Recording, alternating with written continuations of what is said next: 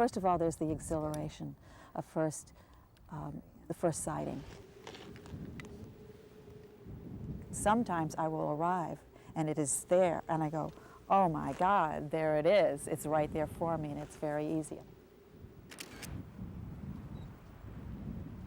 Susan Brown is a commercial photographer whose private passion is photographing the nation's lighthouses. Using unusual infrared black and white film, she has indulged her passion along the coastlines of the United States from Maine to California. Now, when you, approach a subject like this, what are you looking for? Well, I'm actually looking for my reaction. Does it race your motor a little bit when you come up to a lighthouse? Very much so. Sometimes I'm a very long distance away and it could be tough getting there as you watch the light leaving or the clouds blowing off. I've had that happen to me and still end up with a very wonderful photograph.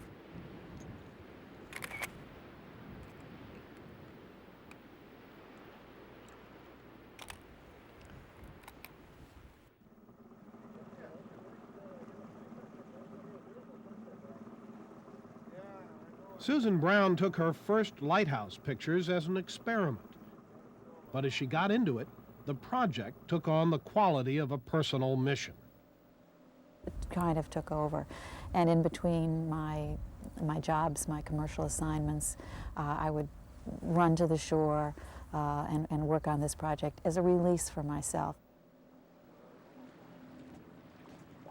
Her target one recent morning was the historic Race Point Light, which has alerted mariners of the treacherous seas off Provincetown, Massachusetts, for more than a century. Susan Brown first photographed Race Point 3 years ago. We joined her on her return to the location. So this, of course, is Race Point. You recognize this spot? Sure. But it looks so different in the photograph. The day made it very different. And every time you go to a spot, it's going to be different. And yes, the film does change. Heavy overcast in this case. Right. If you were to photograph this on conventional film, it would have looked very different to you. On another lighthouse safari, she traveled to North Carolina's Outer Banks. Hold on.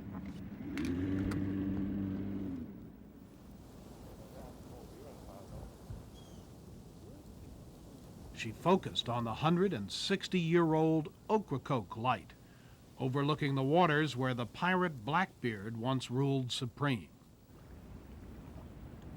Further south, she turned her lens on the Argyle-patterned Cape Lookout Light.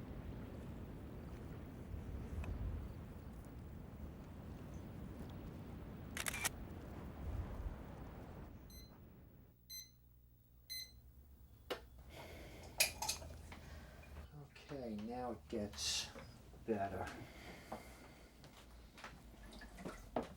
Right. And I don't know, I think this is down. The infrared film that Susan favors enhances the image, giving her landscapes a lacy, fantasy quality. I think it started when I first decided to experiment with infrared film. And I made an expedition to Block Island and there found the perfect subject that matched the medium. The expression of the scene through the transformation that infrared does was perfect for the way I felt about being there. The photographic result drew enthusiastic crowds to a one-woman show at a Manhattan gallery and will be remounted as a traveling exhibition. To me, it's a kind of a culmination for the work and a beautiful result because it communicates, it connects.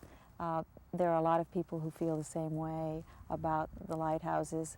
The feedback that I get, that people feel an emotional reaction is very pleasing to me. That looks like California. You're right about that.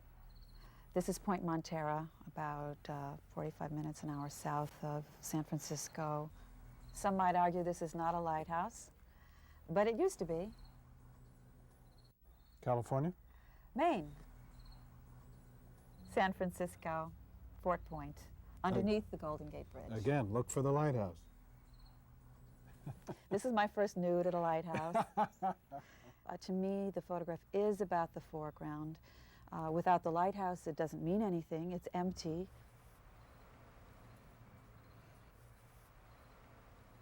They look like George Segal sculptures. To me, they through the do. infrared, yeah. Yes.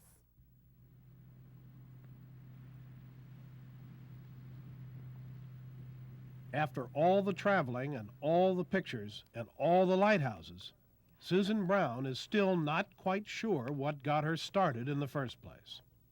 I just know that I was on a quest, and I think it had to do with finding something in my own work and finding out something about myself. Lighthouses apparently fulfilled that need for me, and they gave me a focus for the journey.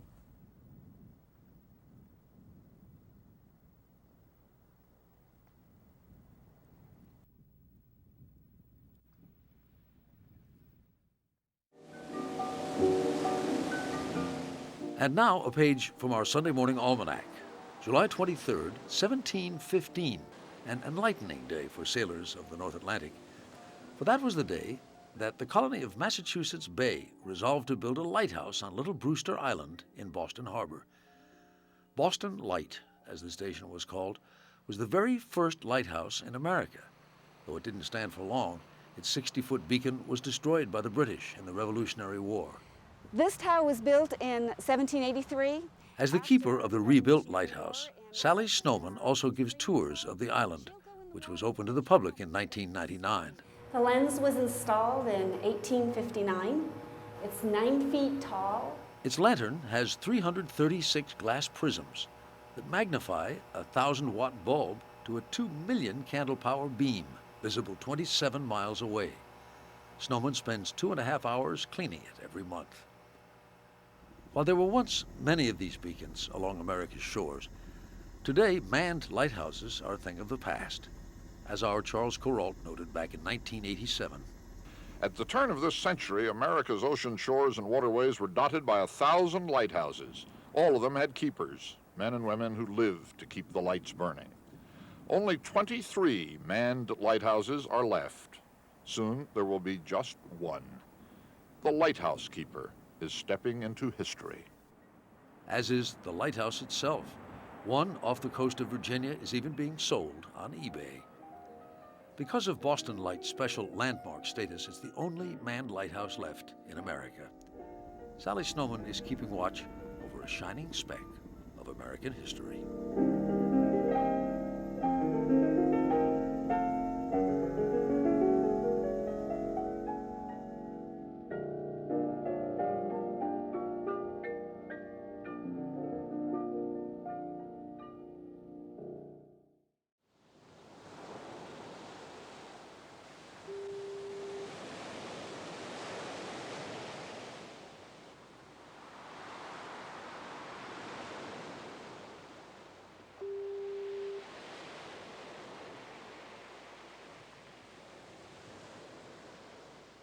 I feel very sad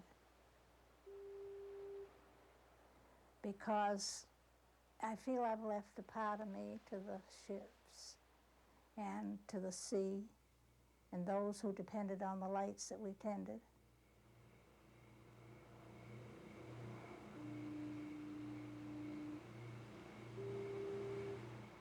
This is the stuff of songs and stories, to climb to the top of a tower and light a flame that guides ships past the shoals and headlands and safely into port. At the turn of this century, America's ocean shores and waterways were dotted by 1,000 lighthouses. All of them had keepers, men and women who lived to keep the lights burning. Only 23 manned lighthouses are left. Soon there will be just one. The lighthouse keeper is stepping into history. It's with some sadness that we're gathered here to mark the end of an era for this lighthouse. The light will still shine, and the horn will still sound, but for the first time in 165 years, there will be no people here to tend the light. To the last 4 keepers of the light, you're the last in a long chain of light keepers here at the Isles of Shoals.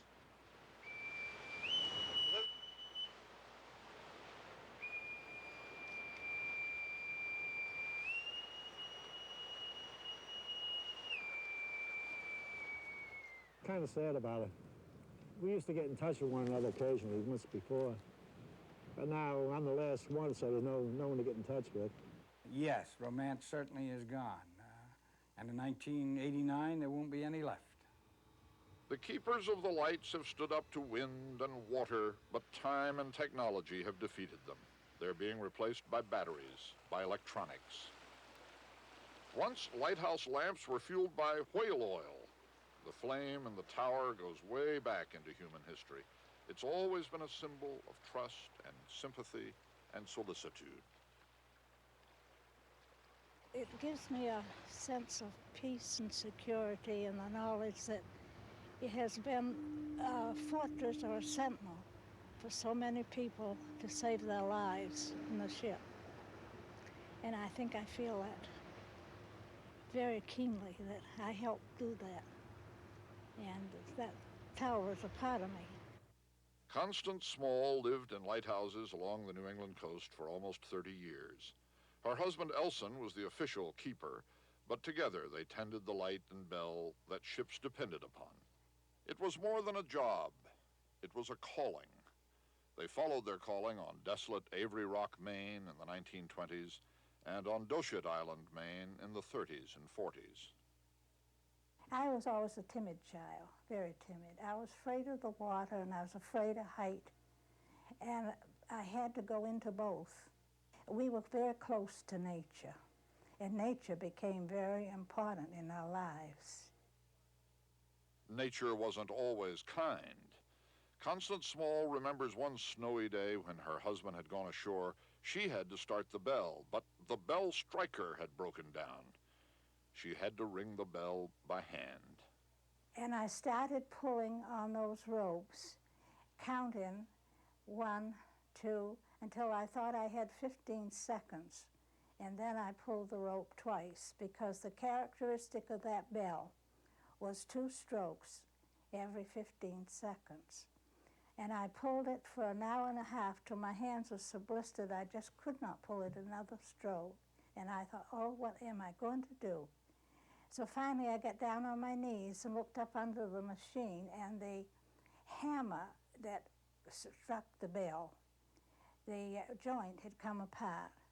And so I worked and got that together and put the cotter pin in, and it went just fine. This is this typical old bell striker, and unfortunately, there are no more. Ken Black is a former Coast Guard commander, and he's a lighthouse history buff. At his Shore Village Museum in Rockland, Maine, he is surrounded by the click of old lamp changers and the thump of fog signals removed from lighthouses that have been automated.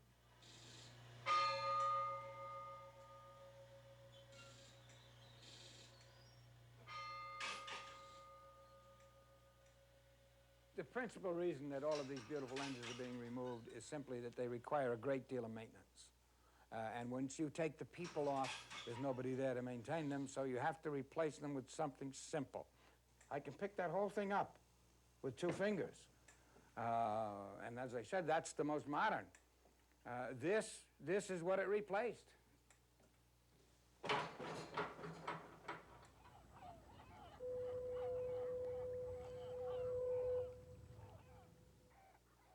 Even after electricity came to the lighthouse, somebody still had to be there to keep a watchful eye out for fog. No machine could do that until they developed the fog detector.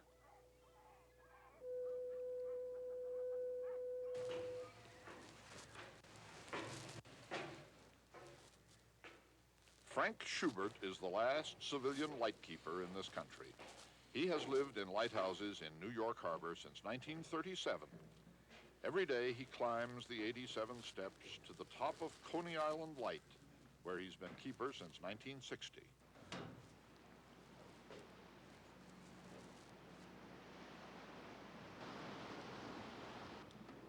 You clean a lens, check the lamp, and check everything that's operating, make sure everything is operating right, so that when the light goes on at night, you don't have any problems with it.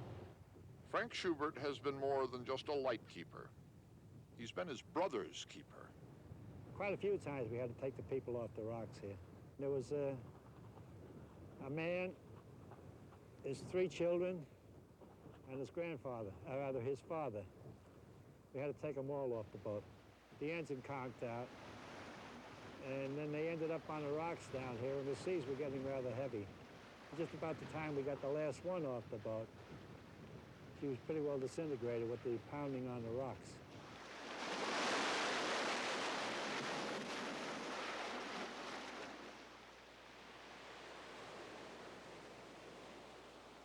Up and down the coast, there never was a lightkeeper without fabulous tales to tell. One time we had a bad storm. I was really frightened because the sea would bury us all out.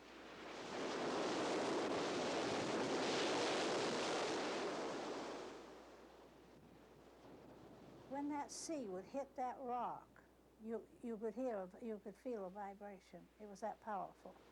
And so you can imagine how it felt when it was coming with tons of water down on top of your house, covering you all out. Constance Small remembers periods of many months when she didn't see anyone but her husband. I think a lot of it I missed, too, was hearing other people's voices.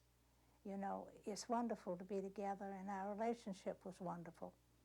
But you still needed to hear other voices, which you didn't.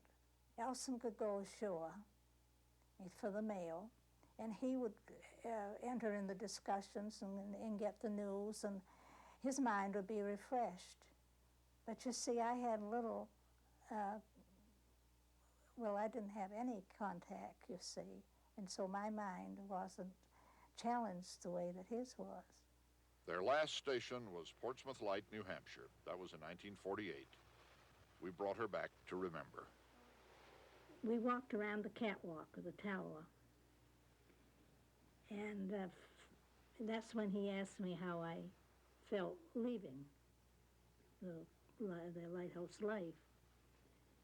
And I said, well, I felt sad. I did. I felt very sad. I felt so lost in a way, because it seems though I'd given the most of my life to the sea and the ships that had depended on the lights we tended. So finally, we went back in the tower, and he said, it's time to extinguish the light.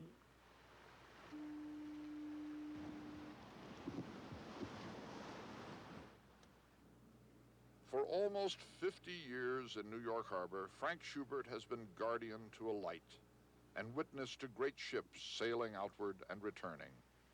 3 years from now, when all of America's lighthouses are automated, he'll still be there. The whole epic story of the lighthouse keeper will come down to this one man in this one place.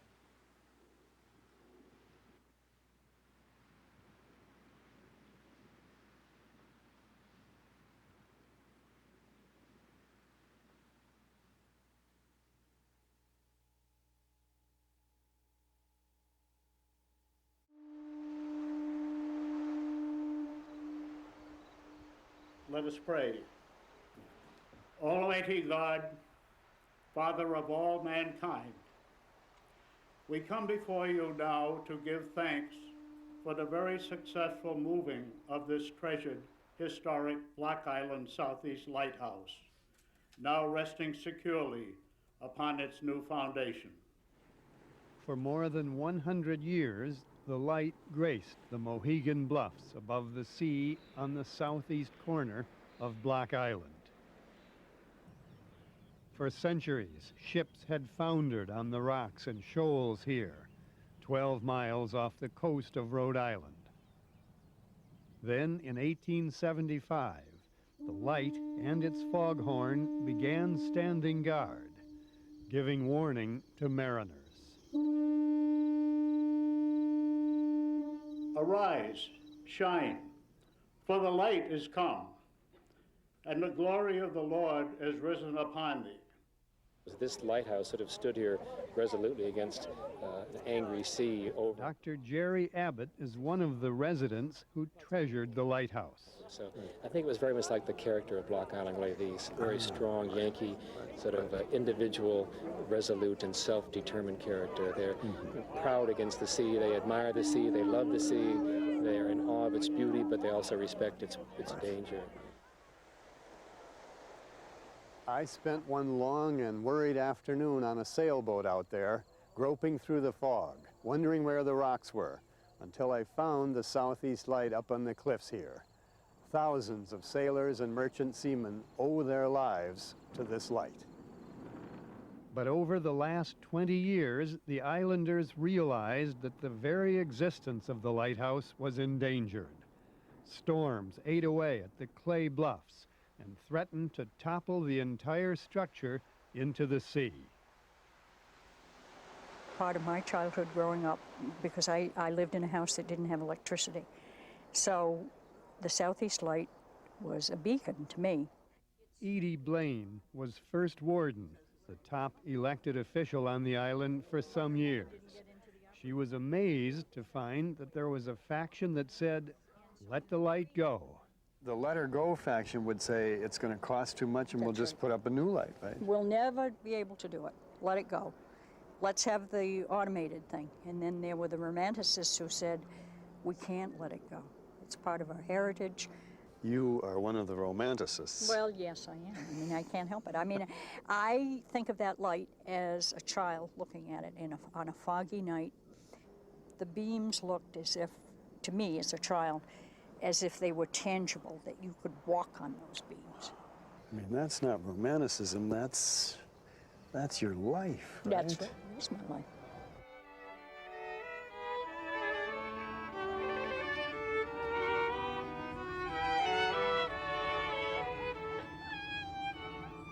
A group of islanders launched a 4-year struggle to find the $2 million plus that it would cost to save the lighthouse, to move it back from the edge of the precipice onto safer ground.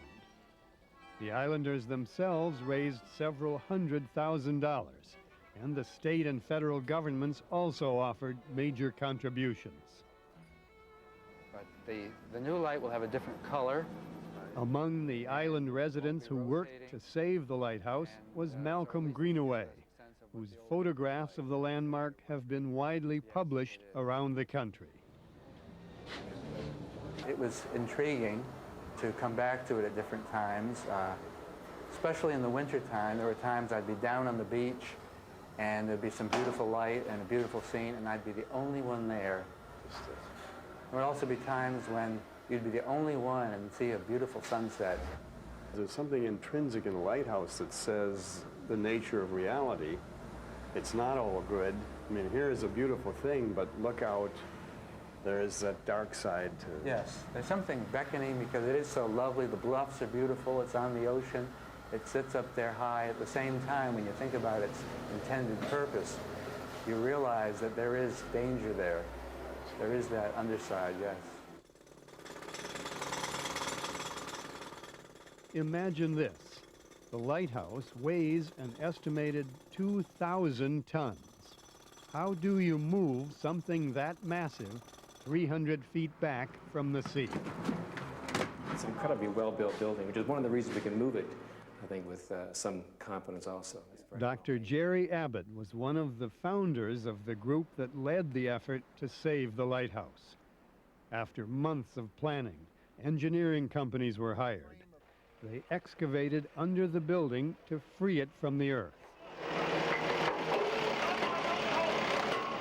Then came a critical 2 weeks this summer when the structure was set on steel tracks and literally pushed out of danger to its new location.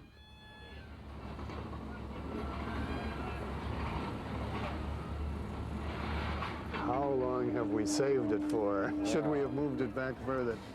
It has been calculated that we should be safe for, I think, over a century, perhaps a century and a quarter.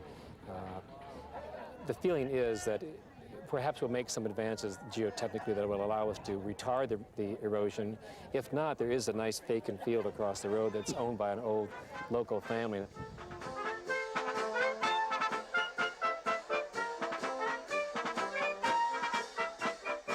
Last weekend, the Southeast Lighthouse was formally rededicated. All of Block Island turned out. Edie Blaine was there. It's almost like a triumph of the human spirit. Well, of course it is. And anytime that the people who are saying, yes, I can do it, you know, triumph over the one that says, no, I can't, it can't be done, you know, that's a nice feeling. We did it. That's right, we did it. And the we is very important. We did it. Dr. Jerry Abbott. I spent many nights under this lighthouse with friends. Beautiful nights watching full moons, stormy nights, foggy nights, or the foghorn would sort of, as you hear, sort of this mournful voice. Makes you think of people that have come and gone who might have stood here also, and now they'll be able to do so again.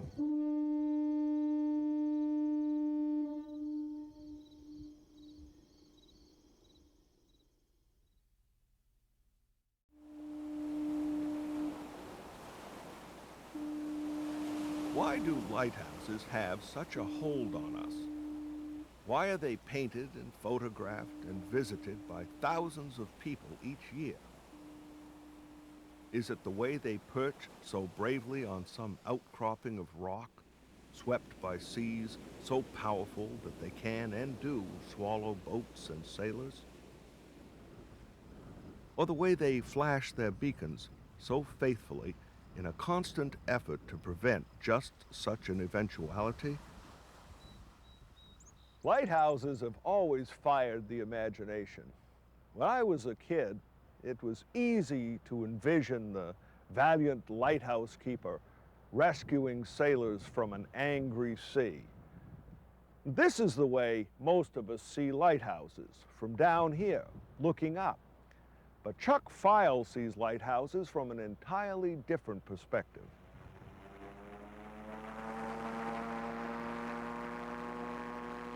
Chuck Feil thought this strange-looking contraption, a gyrocopter he built himself, might be just the way to capture the magic of lighthouses, the way an osprey might encounter them, from above. It's almost like being a bird out there, because that's what the bird's doing. It's looking for food, it's watching, you know, who's coming next, and I'm kind of that way with the plane. It just becomes an extension of me. Every time you go up, it's always different, you know? It's never the same, it's always changing out there. You know, the lighthouse is there, but everything around it changes. Chuck Feil has no shortage of subjects along the Maine coast. There's Nubble Light on Maine's southern tip, and Quoddy Head as far down east as you can go. There's Egg Rock and Burnt Island and Portland Head Light, which Chuck Feil captured on film after a summer storm. Portland Headlight was a lot of fun because it was just a crashing wave. Rockland Breakwater was a great one for lighting, because the sun was just going down, and it's an extreme angle where I had to be way over, and it's almost like shooting right down with this dark water and the lobster traps. Chuck Feil's bug-like gyrocopter allows him to swoop in close to his subject, and it's slow and stable enough to let him get the shot he wants. Still, with the wind and rocks and ever-changing ocean, it isn't always easy to get the perfect photograph. The Seguin's a good example. That light took me forever to get a good shot of, because it's so far off the coast, and it sits there, and it's kind of a unique perspective, and there's always good winds and everything, and I was always getting blown around. So I had to keep going back until I found that right morning when the light was coming over it and the land and the background was clear, and you could really see how it sets off the coast, and how that little sentinel of a lighthouse was there. From the ground, Pemaquid Point Light is an impressive structure. When we met him out there, Chuck Feil had never considered it from that angle before. You know what? This is the first time. It is. You know, I've seen it from the air lots of times, but I never looked at it. I mean, It's pretty neat, but I tell you, I like it better from the air. I like it with that big rock out there and all that. As beautiful as they are to look at, these lighthouses, scattered along the rock-strewn coast of Maine from Quoddy Head to Nubble Light, have made the difference between life and death for generations of mariners navigating these waters. To make the wild seas off Boone Island a little safer, lighthouse keeper William Williams braved loneliness and cold and wet for 27 years. From the air, you can really see how lonely it must have been. And you can see how a storm batters Ram Island Ledge.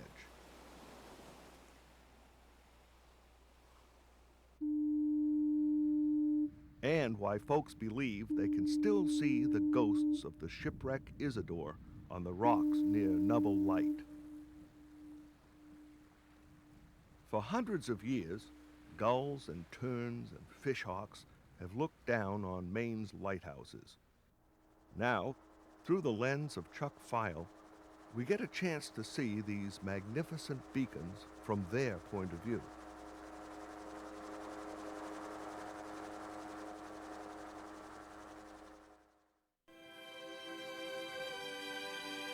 And now, a page from our Sunday Morning Almanac.